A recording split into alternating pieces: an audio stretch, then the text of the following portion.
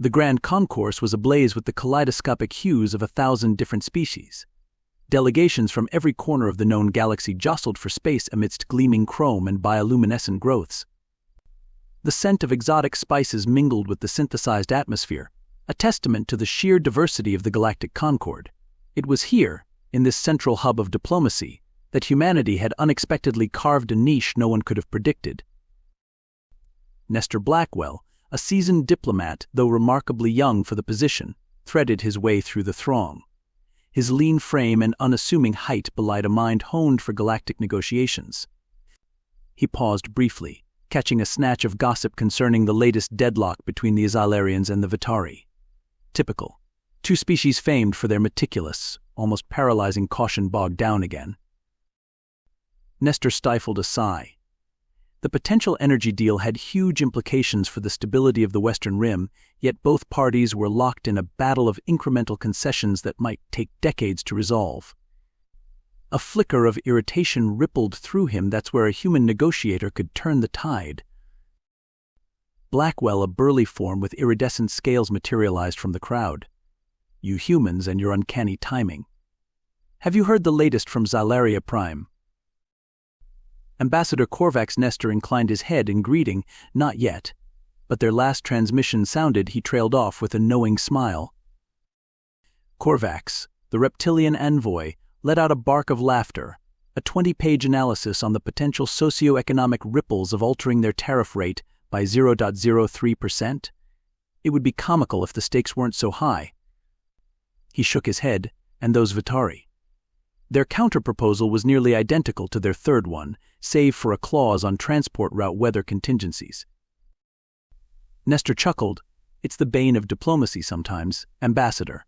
Now, tell me, if you could, what's the core issue neither side will cede?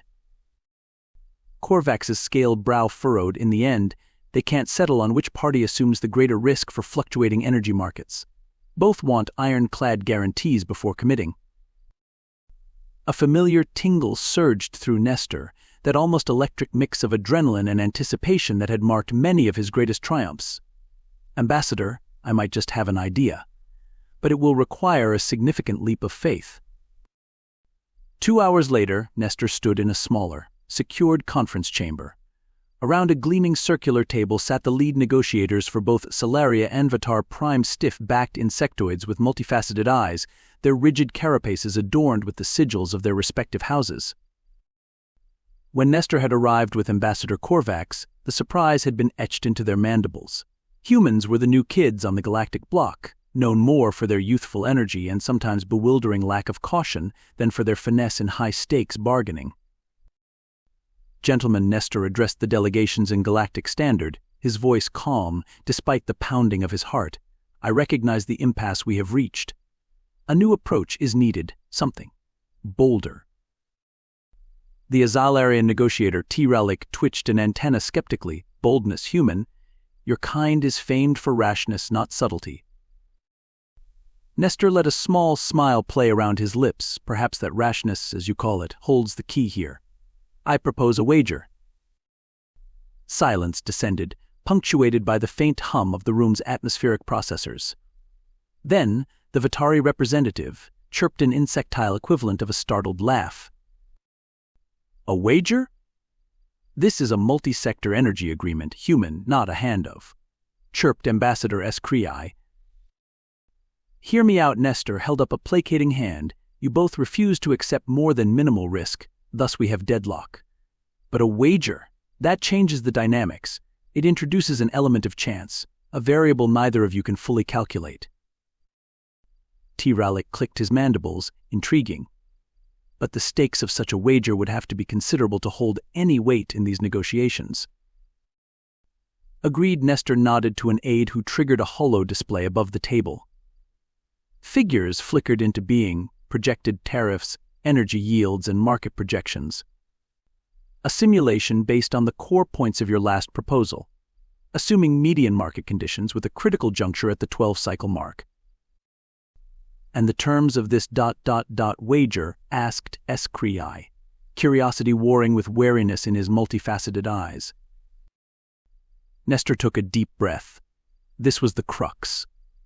the winner of the wager dictates the risk allocation terms. But, and this is essential, the loser must accept those terms without further revisions. The chamber crackled with tension. This was anathema to traditional negotiations where every clause was endlessly dissected. Yet that was precisely the point. How do we determine this winner? Rallick questioned. Through a test that favors neither of our species' strengths, Nestor said carefully, something that hinges purely on luck. Their multifaceted eyes glittered with an odd mix of suspicion and amusement. These Ilarians and Vitari were intelligent, but steeped in cultures where meticulous planning was a survival trait. The notion of such a monumental decision resting on something as unpredictable as chance went against their very fiber. Nestor, on the other hand, reveled in the thrill of the gamble. Humans were chaos given form, thriving in the spaces between predictability and control. It was their flaw that had become their greatest diplomatic asset.